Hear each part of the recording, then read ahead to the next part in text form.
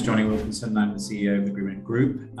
We currently have about 60 to 70 employees located in 6 countries across Europe, focusing in on grocery retail, and in total we have just a little bit over 1 billion euros of assets under management, of which 70-something% of the rent collected comes from grocers, and in this case all of the properties at the moment are located in Germany, with Edeka, Rewe and Kaufland our top 3 tenants.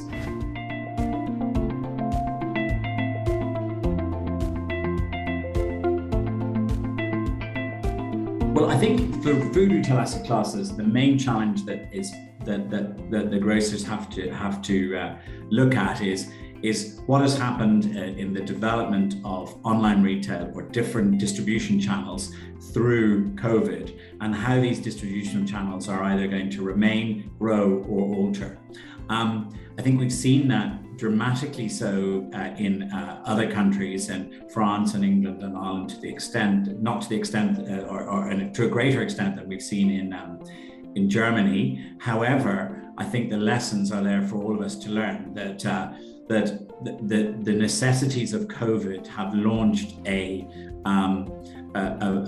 process of people purchasing online, and increasing the number of people getting deliveries or click and collect, which ultimately moved forward the online retail regime, if you like, or different distribution regime by 5 or 6 years than it was in pre-COVID times.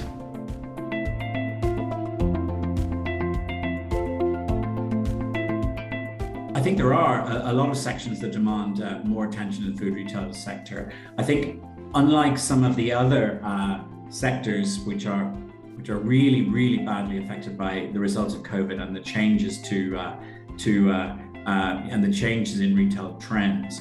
I mean, firstly, the grocers are incredibly strong. Their balance sheets have remained intact and, in fact, improved during COVID, unlike almost any other retailer.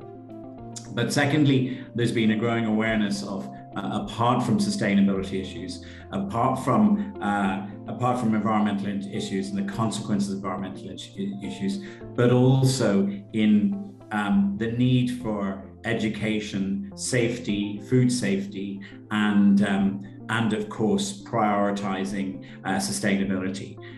Recent surveys of CEOs in European grocery chains have shown that sustainability is higher priority to them than online retailing. Not much, but still higher. So over 70% of those canvassed in a recent McKinsey survey said that sustainability was more important to them than online retailing. And I think in a low margin business such as a grocery is, you can imagine that the commitment to sustainability is a big issue that the grocers must follow.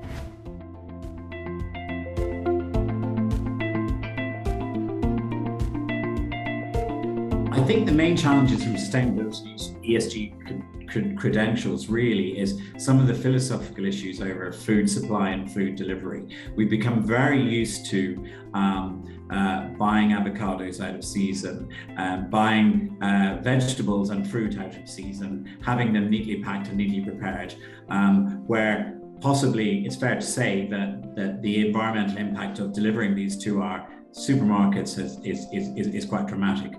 I believe that the younger generations are wanting to see a move away from that, and are wanting to see more sustainable, more local food production. And with that comes a challenge for the grocers, because they of course have very large order books that they have to fill, and finding those orders locally obviously is a challenge.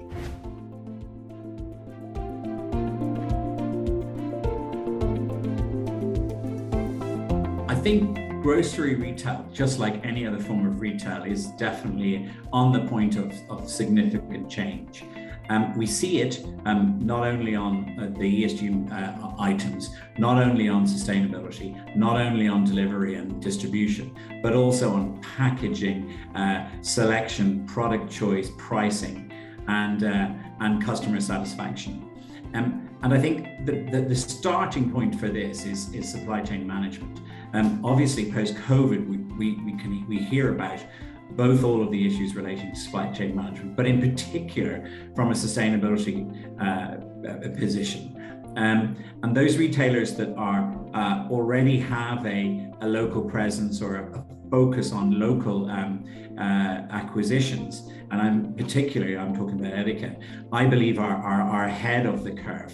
Edeka's 30 mile radius products bought within a 35 radius of this store is a trend that we're really going to see growing quite dramatically, I think, over the years.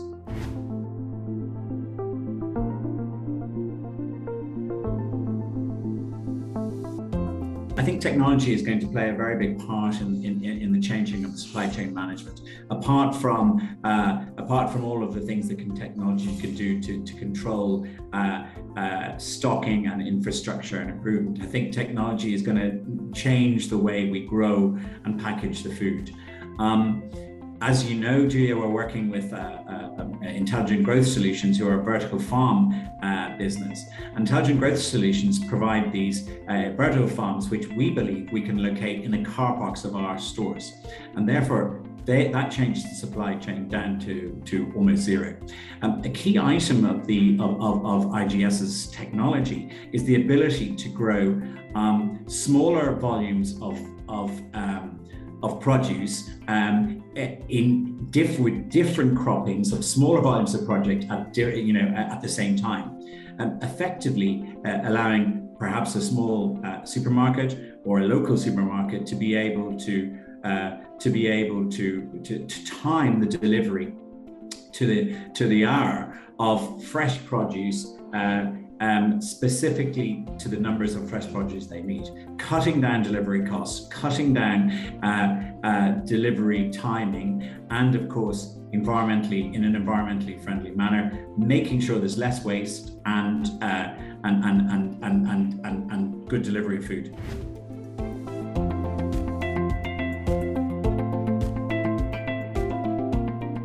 We're very lucky. We have a very long WALT in our portfolios. During COVID, we collected on average 97% of our rent. Obviously, that's because almost all of our rent comes from the grocers. But at the end of 10 years, when these lease contracts have expired, or perhaps earlier than that, we know that there's going to be significant changes in how groceries are distributed. And whilst we still believe that physical store is going to be the core of the distribution, one of the investments that we've made is in a company called Manna Drone Delivery. This company is an Irish company which has a relationship with Tesco and has for the last year been delivering Tesco deliveries from online orders in 2 towns in Ireland. And interestingly, they're focusing on suburban locations and small town locations. Obviously, drone delivery is not working in a city, or at the moment doesn't work in a city.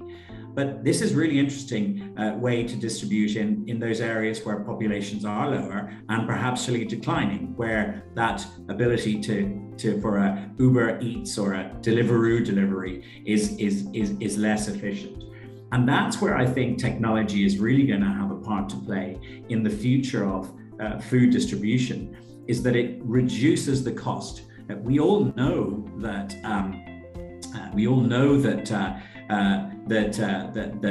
currently online retailing is a loss-making enterprise for everybody, including Ocado, including Tesco, and all of the German brands as well. And the way to reduce the cost is to reduce that physical input from humans, and I think drone deliveries and other such automated systems are going to be much more present. And it's clear that I think there is a desire amongst investors to heavily fund such emerging businesses.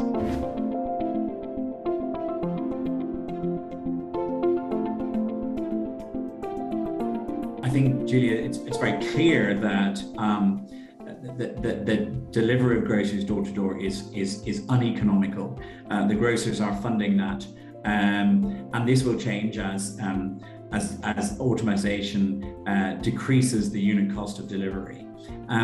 However, I think what we've seen a trend where people are willing to order late, knowing that they can get a delivery frequently. So I think, put that again, people are willing to make very large numbers of micro orders rather than having large baskets orders once a week. And I think this is a trend which is going to roll and roll and roll. If you think about it, if you know that a delivery is almost guaranteed within 3 to 5 minutes after you place that order, then if you're cooking and you're missing an ingredient, you can easily order that ingredient. And I think that is where in cities we're going to see a large change. It's going to be this immediate delivery, immediate desire. And I think that has been shown from the Manna delivery in Ireland. What people have seen is that in the morning times, they're ordering coffee, they're ordering their ingredients for breakfast, eggs and bacon. In the afternoon, they're ordering sweets for the children because the children are annoying them. And in the evening, they're ordering eggs, herbs, and other items which are necessary immediately. And so I think that challenge for the grocer is these days of the basket size, a vast basket size, is going to change. And the fresh produce perhaps is going to be on a much more shorter supply chain, but maybe some of the staple products or the larger, bulkier products will be where the grocers will have to facilitate that delivery or sale.